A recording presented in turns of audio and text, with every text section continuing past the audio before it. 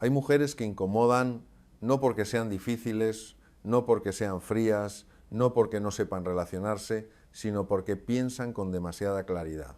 Y eso, en un mundo que todavía no sabe muy bien qué hacer con una mujer que piensa mejor que la mayoría, crea una fricción silenciosa, una tensión que nadie nombra pero que todos perciben. Lo primero que quiero que entiendas hoy, antes de empezar a contarte cualquier otra cosa, es que lo que vas a escuchar en este vídeo no es una simple lista de curiosidades psicológicas para entretenerte un rato, no. Lo que vas a escuchar hoy puede cambiar algo dentro de ti o puede cambiar la forma en que miras a las personas que te rodean. Y ambas cosas tienen un valor enorme. Si estás escuchando esto ahora mismo, hay una parte de ti que ya sospecha algo, que presiente que tú o alguien que conoces funciona de una manera que el mundo aún no termina de entender. Y esa sospecha no es casualidad, es intuición. Y pronto verás por qué eso importa mucho más de lo que imaginas.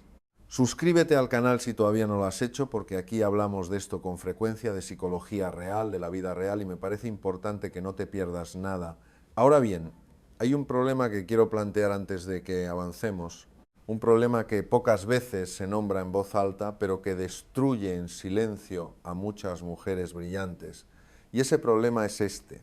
Las mujeres altamente inteligentes suelen ser las más incomprendidas, las que más se cuestionan a sí mismas, las que con más frecuencia se preguntan si hay algo malo en ellas, precisamente porque sus hábitos, su manera de estar en el mundo, no encaja con lo que se supone que debería ser una mujer normal.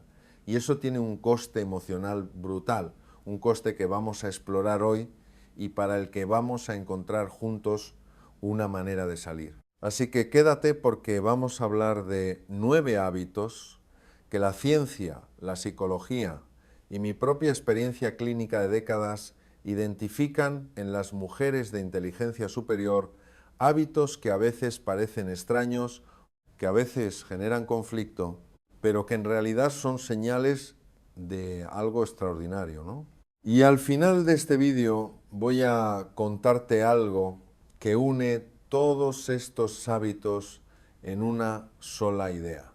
Una idea que creo que va a resonar en ti más de lo que imaginas ahora mismo. No te adelanto qué es, pero te pido que te quedes.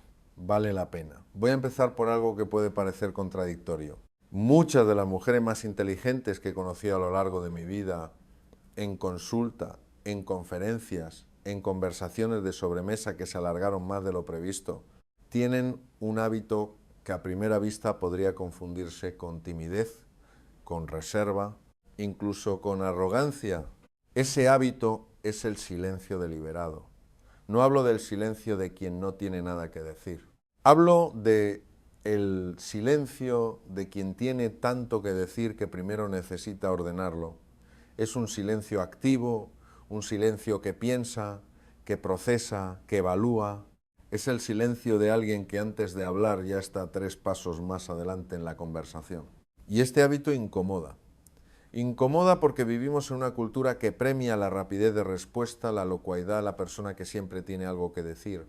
Cuando alguien guarda silencio antes de responder, cuando no cubre inmediatamente los huecos de la conversación con palabras, los demás se sienten incómodos. Y lo más trágico es que con frecuencia esa incomodidad la terminan proyectando sobre la mujer que calla, acusándola de distante, de rara, de difícil. Recuerdo un caso en consulta hace ya bastantes años que me impactó profundamente. Una mujer de unos 30 y tantos años llegó a mi consulta porque según ella tenía problemas para relacionarse. Me explicó que en las reuniones de trabajo sus compañeros la interrumpían constantemente, en las cenas con amigos se sentía fuera de lugar y que su pareja le decía que era difícil conversar con ella. Cuando le pregunté qué creía ella que estaba haciendo mal, me miró durante varios segundos antes de responder. Varios segundos de silencio real, de un silencio que yo como terapeuta reconocí de inmediato y me dijo: creo que el problema es que no hablo lo suficientemente rápido para ellos. Y tenía razón, pero el problema no era de ella, era de ellos. Lo que aquella mujer hacía, sin saberlo, era algo que los psicólogos llamamos procesamiento profundo de la información. En lugar de responder con lo primero que venía a la mente, Su cerebro hacía un recorrido más largo, más complejo, buscando la respuesta más ajustada, más honesta, más completa. Y ese recorrido necesita tiempo, no mucho, a veces solo unos segundos, pero en un mundo de respuestas instantáneas, esos segundos son suficientes para parecer rara. ¿Qué puedes hacer si te reconoces en esto? Lo primero y más importante es dejar de disculparte por tu manera de procesar el mundo. No tienes que llenar el silencio con palabras vacías para que los demás se sientan cómodos. El silencio no es un error de comunicación, es una forma de comunicación.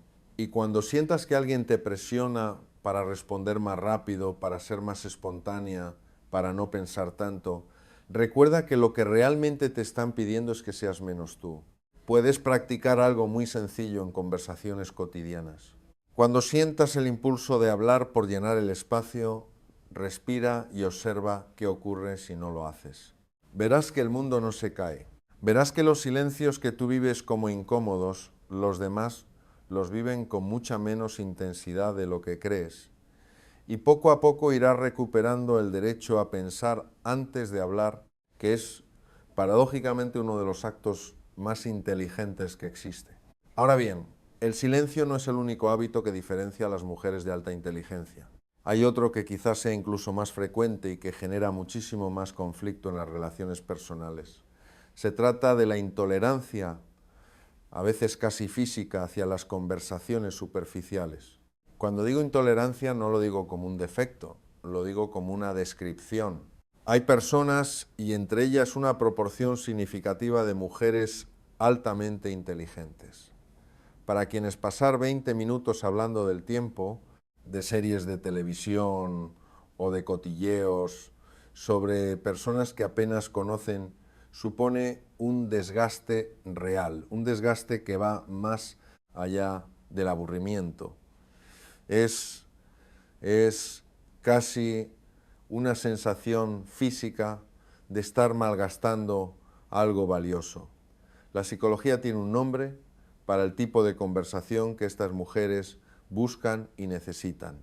Conversaciones sustantivas, conversaciones sobre ideas, sobre emociones profundas, sobre preguntas que no tienen respuesta fácil, conversaciones que implican a las dos personas, que las mantienen de manera real, honesta, sin máscaras. Y el problema que prometí que íbamos a explorar juntos hoy aparece aquí con toda su fuerza. Porque en la mayoría de los contextos sociales, en la mayoría de los trabajos, en la mayoría de las familias y grupos de amigos, esas conversaciones sustantivas son la excepción, no la regla. Y la mujer que las busca, que las necesita, que se siente vacía cuando no las tiene, termina siendo percibida como una persona difícil, exigente, que se las da de intelectual. Lo que nadie entiende, lo que pocas veces explica, es que esa necesidad de profundidad no es esnobismo, es una necesidad neurológica real. Los cerebros que procesan la información con mayor complejidad se estimulan de manera diferente.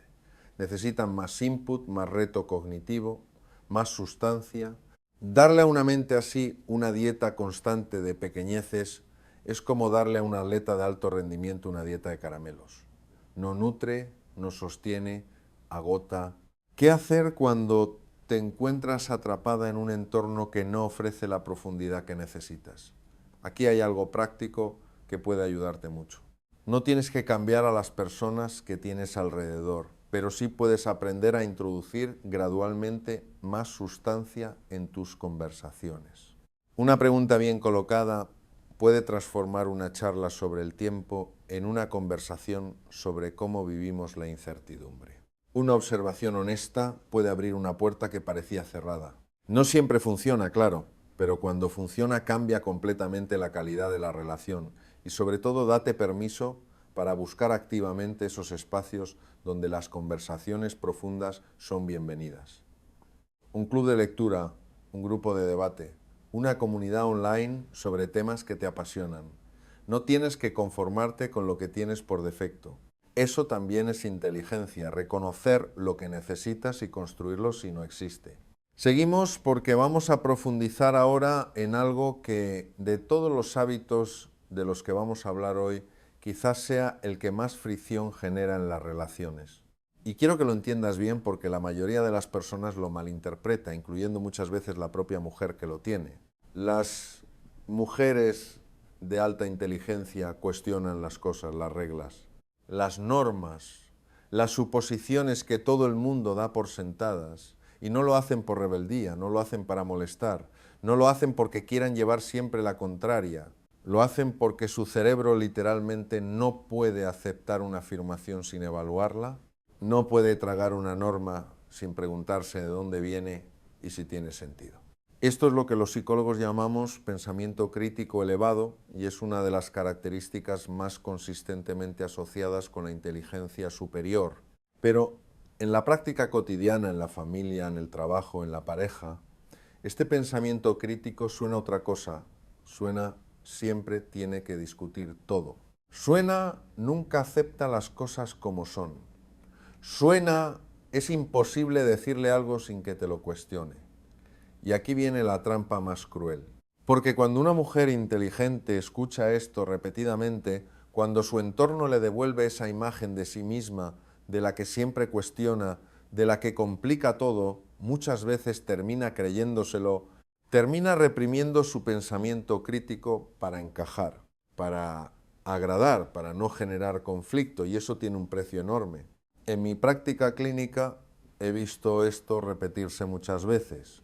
Mujeres brillantes que llegan a consulta con una autoestima destrozada, convencidas de que tienen un problema con la autoridad, convencidas de que son demasiado complicadas, cuando en realidad lo que les pasa es que son demasiado lúcidas para un entorno que prefiere la comodidad a la verdad.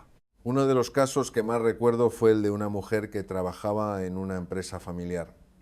Llevaba años siendo la empleada más eficiente del equipo, pero también la más conflictiva según su jefe. ¿Por qué? Porque cada vez que se tomaba una decisión que a ella le parecía equivocada, lo decía no de manera agresiva, lo decía con argumentos, con datos, con preguntas. Y eso en un entorno donde la jerarquía se confundía con la verdad, era imperdonable. Lo que le dije a ella, lo que quiero decirte a ti, si te reconoces en esto, es que el pensamiento crítico no es un defecto que hay que corregir, es una capacidad que hay que aprender a gestionar. Y la diferencia entre las personas que lo gestionan bien y las que no está en si cuestionan o no cuestionan, sino en cómo y cuándo lo hacen. Hay una práctica concreta que puede ayudarte si sientes que tu pensamiento crítico te genera conflictos. Antes de expresar una duda o un cuestionamiento, añade un segundo de empatía al proceso, no para callarte, sino para elegir el momento y el modo. Me pregunto si habríamos contemplado esta otra opción llega de manera muy diferente, que eso no va a funcionar. El contenido es el mismo, el impacto es completamente distinto y esa diferencia puede salvarte relaciones, posiciones y conflictos innecesarios sin que tengas que renunciar a lo que eres. Hay algo que quiero que te quedes muy claro antes de que terminemos este vídeo y es algo que iré desvelando poco a poco porque necesita contexto para entenderse bien. Hay un hilo que conecta todos estos hábitos de los que estamos hablando, una idea que lo une todo y que va a cambiar la manera en que los interpretas, pero para llegar a ella necesito que me sigas un poco más y sé que vale la pena. Ahora hablemos de la soledad, porque pocas cosas generan más incomprensión alrededor de una mujer inteligente que su relación con la soledad. La mayoría de la gente entiende la soledad como una ausencia, la ausencia de compañía, de afecto, de conexión. Y claro, desde esa perspectiva que alguien elija la soledad parece algo triste, algo que hay que remediar. Pobrecilla, está sola, debería salir más. ¿Por qué no se busca un grupo de amigas? Pero las mujeres altamente inteligentes tienen con la soledad una relación completamente distinta. Para ellas, la soledad no es una ausencia, es una presencia. Es el espacio donde su mente puede funcionar a pleno rendimiento, sin interrupciones, sin el ruido constante de las expectativas ajenas, sin tener que calibrar constantemente cómo están los demás y qué necesitan. La neurociencia ha comenzado a documentar esto de manera fascinante en los últimos años.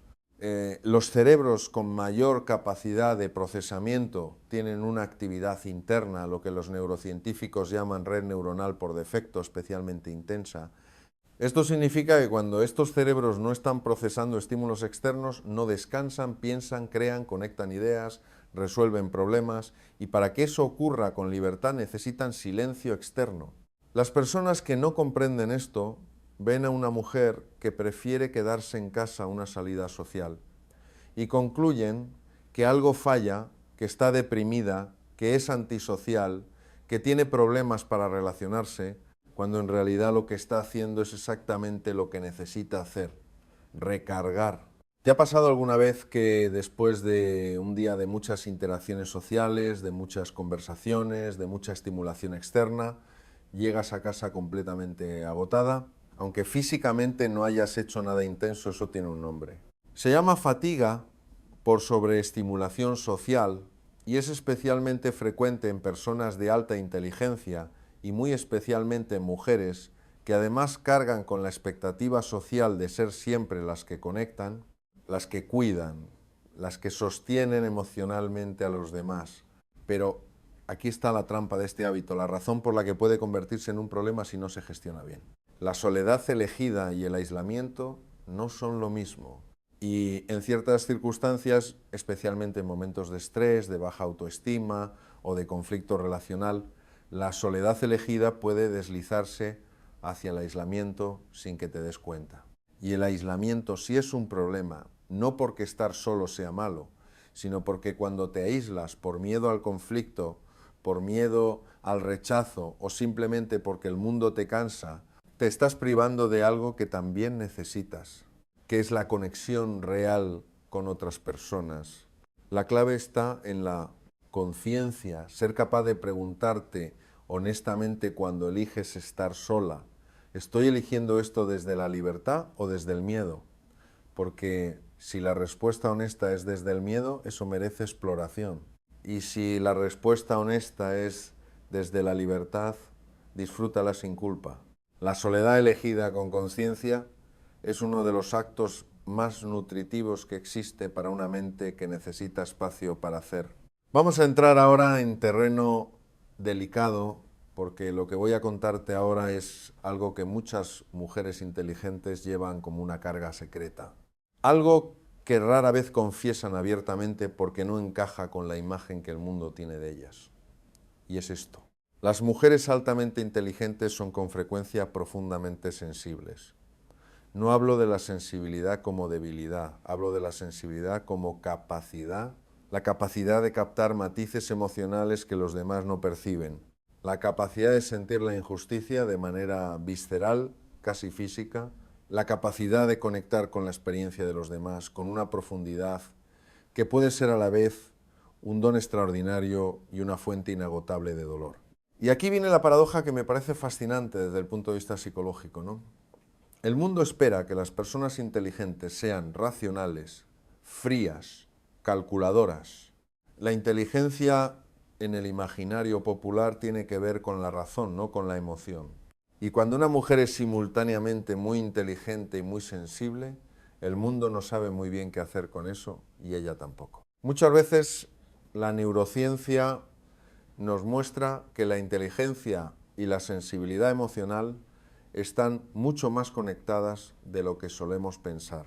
Los mismos circuitos cerebrales que permiten un procesamiento cognitivo profundo son también los que facilitan una respuesta emocional igualmente profunda. No son procesos separados, son simplemente dos caras de una misma moneda. Pero en la vida diaria, esta hipersensibilidad se experimenta de formas que pueden resultar muy difíciles. Se manifiesta como no poder ver las noticias sin que te afecten durante días, como no poder sostener relaciones superficiales porque todo te impacta demasiado, cómo reaccionar con una intensidad que los demás perciben como exagerada ante situaciones que para ellos parecen menores, cómo sentirte responsable del estado emocional de todas las personas que te rodean. Esta última, la sensación de responsabilidad emocional hacia los demás, suele ser especialmente intensa en mujeres. y en las mujeres altamente inteligentes puede volverse algo profundamente agotador, porque su capacidad para leer el estado emocional de otros es tan precisa que no pueden simplemente ignorarlo. Lo perciben, lo sienten y sienten que deben hacer algo al respecto. ¿Qué hacer con todo esto? Lo más útil que he encontrado tanto en mi propia reflexión como en el trabajo clínico es aprender la diferencia entre empatía y fusión. La empatía es la capacidad de sentir lo que siente el otro. La fusión es perder los límites entre lo que sientes tú y lo que siente el otro. La empatía nutre las relaciones, la fusión te destruye.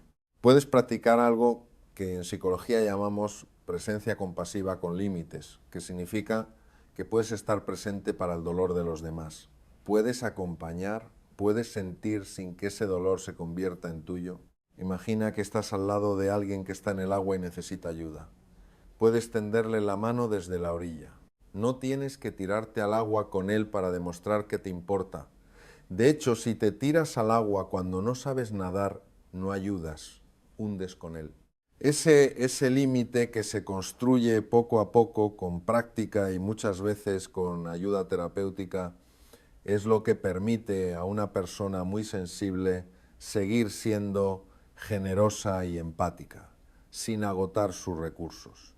Y es, en mi opinión, una de las habilidades más importantes que puede desarrollar una mujer altamente inteligente y sensible. Hay otro hábito que quiero explorar ahora, uno que desde fuera parece una virtud, pero que desde dentro puede convertirse en una cárcel, y es el perfeccionismo. Las mujeres de alta inteligencia tienden hacia el perfeccionismo con una frecuencia llamativa. Y entender por qué es importante, porque la mayoría de las explicaciones que se dan sobre el perfeccionismo son demasiado superficiales. Se dice que el perfeccionismo viene del miedo al fracaso o de la baja autoestima o de haber tenido unos padres muy exigentes, y a veces es así, pero no siempre. En las mujeres altamente inteligentes, el perfeccionismo tiene con frecuencia un origen diferente. Tiene que ver con la capacidad de ver con mucha claridad la diferencia entre cómo es algo y cómo podría ser. Su mente procesa posibilidades con una precisión que el promedio no tiene. Pueden ver exactamente qué falta, qué podría mejorarse, qué gap existe entre la realidad actual y la realidad potencial. Y esa visión, que en principio es un regalo, se convierte en una fuente de insatisfacción crónica. Hay una frase que me parece que describe esto perfectamente y que he escuchado de maneras diferentes en muchas personas a lo largo de los años. El problema no es que quiera demasiado, es que veo demasiado bien lo que podría hacer. Y esto tiene consecuencias prácticas muy concretas. Proyectos que no se empiezan porque no se puede hacerlos perfectos desde el principio. Trabajos que no se entregan porque siempre hay algo más que mejorar. Relaciones que se abandonan porque no alcanzan el estándar que la mente ha definido como suficiente. Conversaciones que no se tienen porque el modo en que se quisieran tener garantizar. El perfeccionismo, cuando llega a este nivel, no protege la calidad, la destruye, porque la calidad que no existe porque no se ha atrevido a comenzar es infinitamente inferior a la calidad imperfecta que sí existe porque alguien tuvo el valor de intentarlo. Lo que a mí me ha resultado más útil, tanto personalmente como en el trabajo con otras personas, es reencuadrar la idea del perfeccionismo. No se trata de bajar el listón, se trata de entender que el proceso con sus imperfecciones es parte del resultado. Que un trabajo entregado al 80% de tu estándar ideal que existe y que circula y que alguien puede leer o escuchar o usar tiene un valor real que el trabajo perfecto que vive solo en tu cabeza no tendrá jamás. Hay una práctica concreta que puede ayudar mucho aquí, y es lo que algunos llaman el principio del borrador suficientemente bueno. La idea es simple. Antes de empezar cualquier proyecto, define de manera explícita qué significa suficientemente bueno para ese proyecto específico no perfecto. No lo mejor que podrías hacer en condiciones ideales, con tiempo ilimitado suficientemente bueno. Y comprométete contigo misma a que cuando llegues a ese estándar vas a soltar. No es rendirse, es entender que la excelencia sostenible requiere la capacidad de terminar, de entregar, de seguir adelante y que esa capacidad que parece simple es en realidad una de las más difíciles de desarrollar para una mente que siempre ve lo que podría ser mejor. Quiero hablarte ahora de algo que está muy relacionado con todo lo que hemos visto hasta aquí, pero que tiene una dimensión propia que merece exploración, es la intensidad. Porque las mujeres altamente inteligentes no hacen las cosas a medias cuando aman.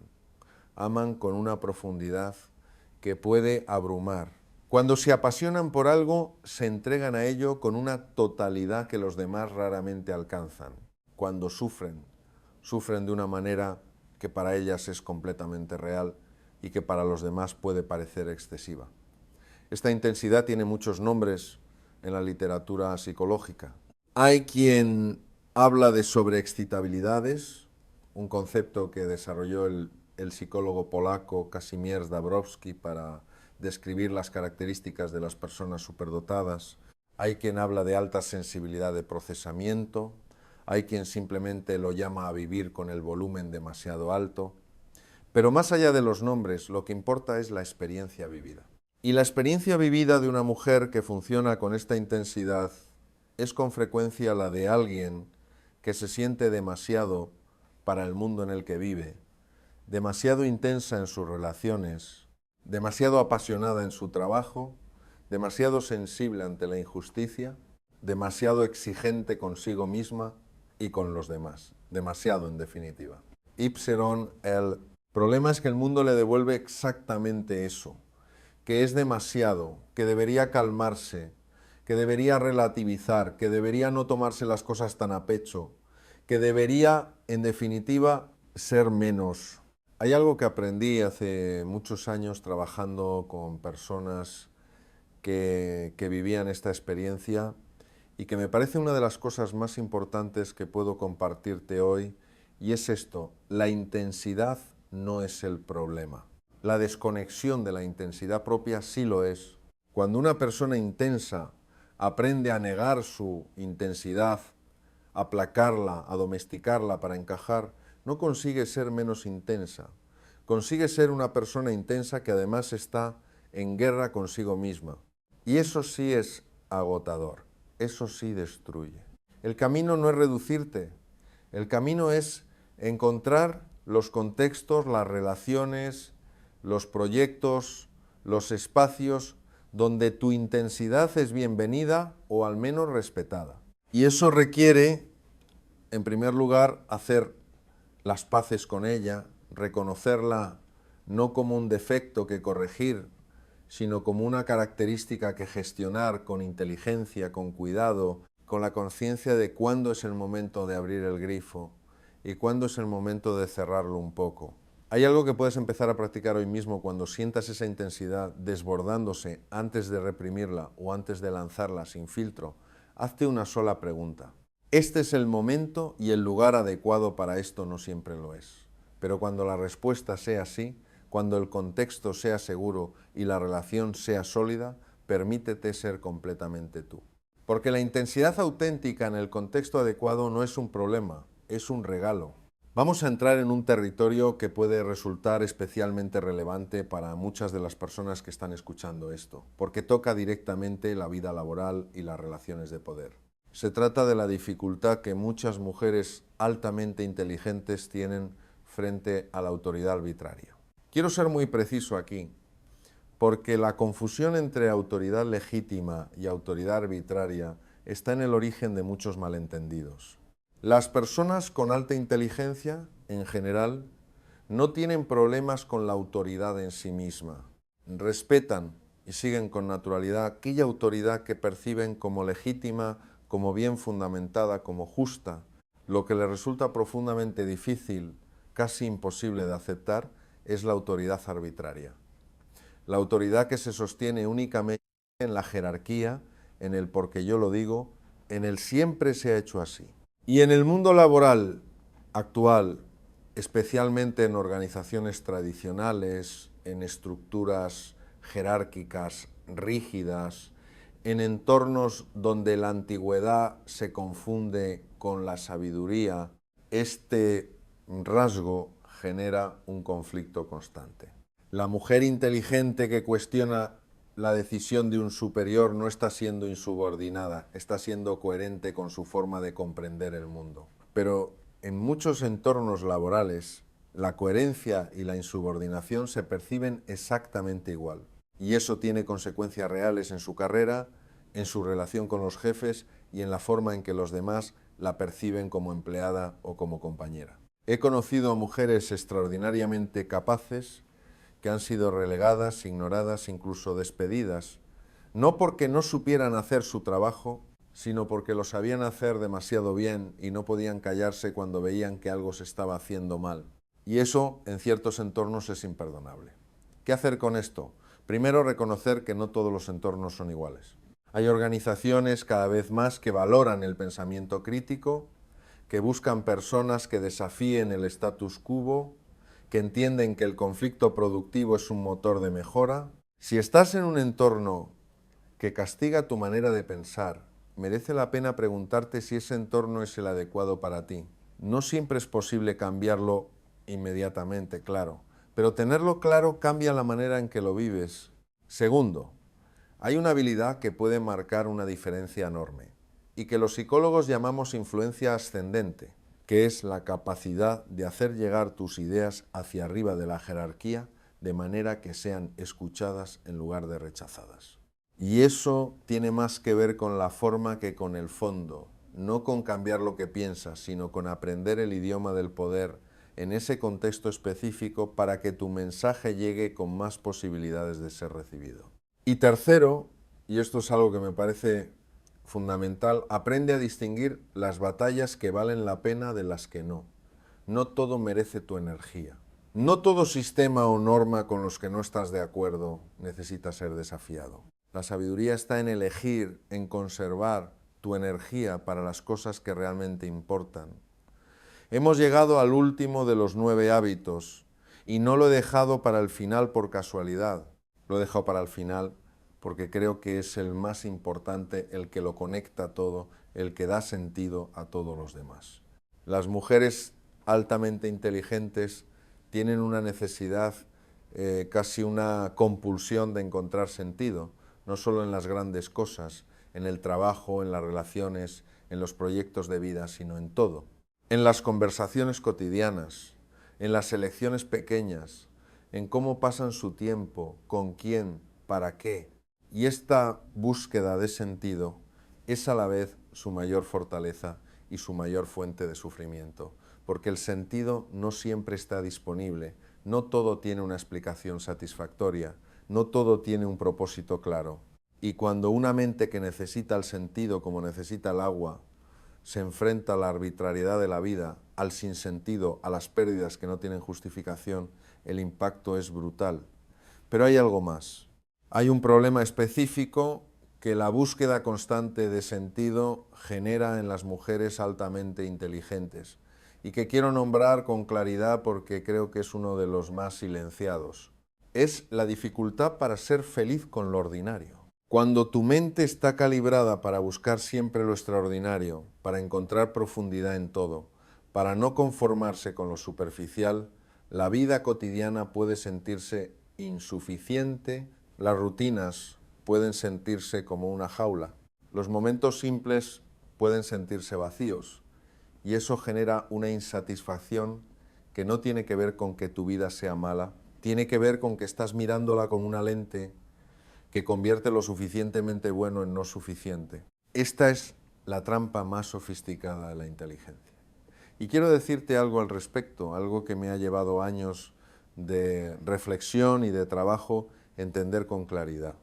La búsqueda de sentido no es el problema. El problema es creer que el sentido es algo que se encuentra en algún lugar afuera, en los grandes proyectos, en los grandes amores, en los grandes logros. Y que mientras no lo encuentras, la vida que tienes no cuenta del todo.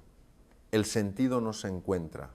Se construye en los gestos pequeños, se construye en la atención que le prestas a lo que tienes delante, se construye en la decisión consciente de estar presente en tu vida, no en la vida extraordinaria que podría ser, sino en la vida real que es. Uno de los ejercicios que más he visto transformar a personas que vivían con esta insatisfacción constante es sencillo y al mismo tiempo desafiante. Es lo que podríamos llamar la práctica de la presencia radical. Durante una semana, solo una semana, elige cada día una experiencia ordinaria. Puede ser el café de la mañana, el camino al trabajo o una conversación con alguien conocido, y entrégale toda tu atención, no como un ejercicio mecánico de mindfulness, sino con una pregunta genuina. ¿Qué hay aquí que todavía no he visto?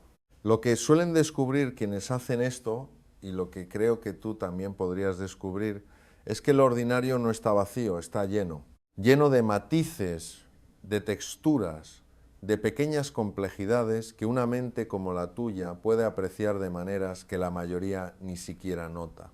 El problema nunca fue la vida, era el ángulo desde el que la estabas mirando. ¿Recuerdas que al comienzo de este vídeo te dije que había una idea que conectaba todos estos hábitos?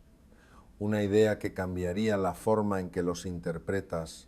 Pues bien, aquí está. Todos estos hábitos, el silencio deliberado, la intolerancia a lo superficial, el cuestionamiento constante, la soledad elegida, la hipersensibilidad, el perfeccionismo, la intensidad, la dificultad con la autoridad arbitraria y la búsqueda permanente de sentido. No son rarezas inconexas, no son defectos que coexisten por casualidad, son manifestaciones de una sola cosa. Son manifestaciones de un cerebro que fue diseñado o que se desarrolló para procesar el mundo con más profundidad de la que el mundo medio está preparado para recibir.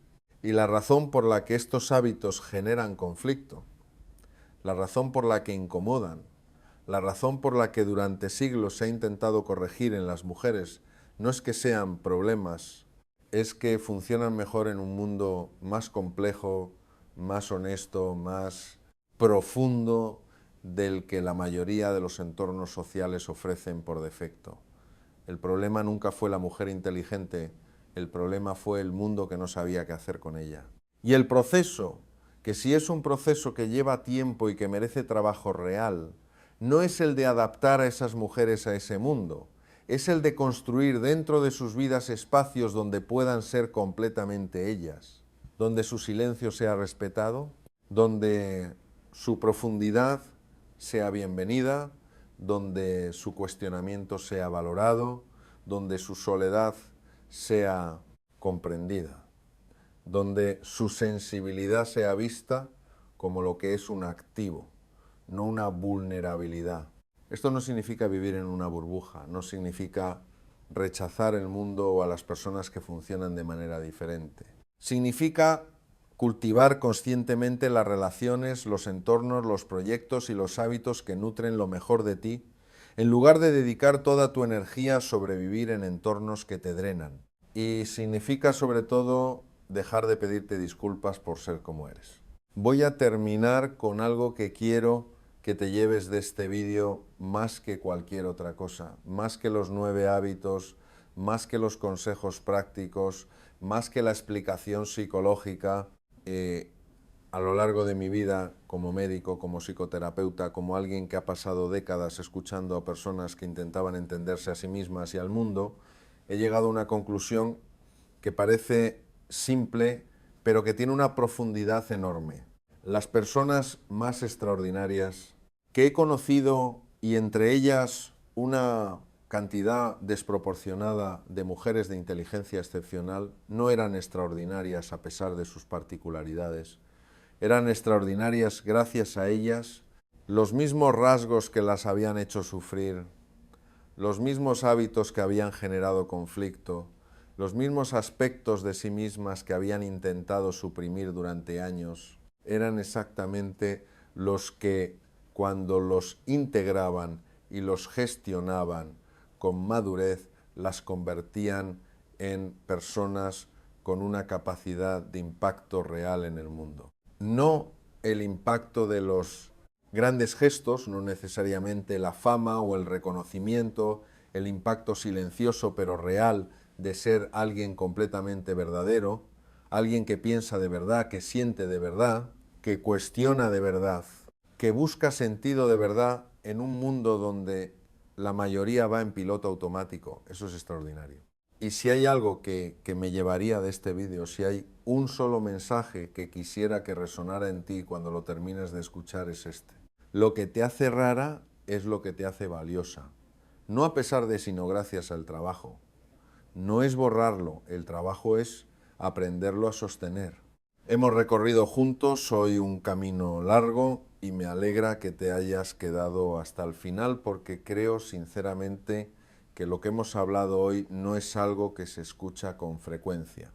No en estos términos, no con esta honestidad hemos hablado del silencio que piensa, de la incomodidad con lo superficial, del cuestionamiento constante como señal de lucidez, no de conflictividad, de la soledad elegida como necesidad neurológica real, de la hipersensibilidad como capacidad, no como debilidad, del perfeccionismo como visión que puede convertirse en prisión, de la intensidad como característica que pide un contexto adecuado, no una corrección, de la dificultad con la autoridad arbitraria como coherencia, ¿no?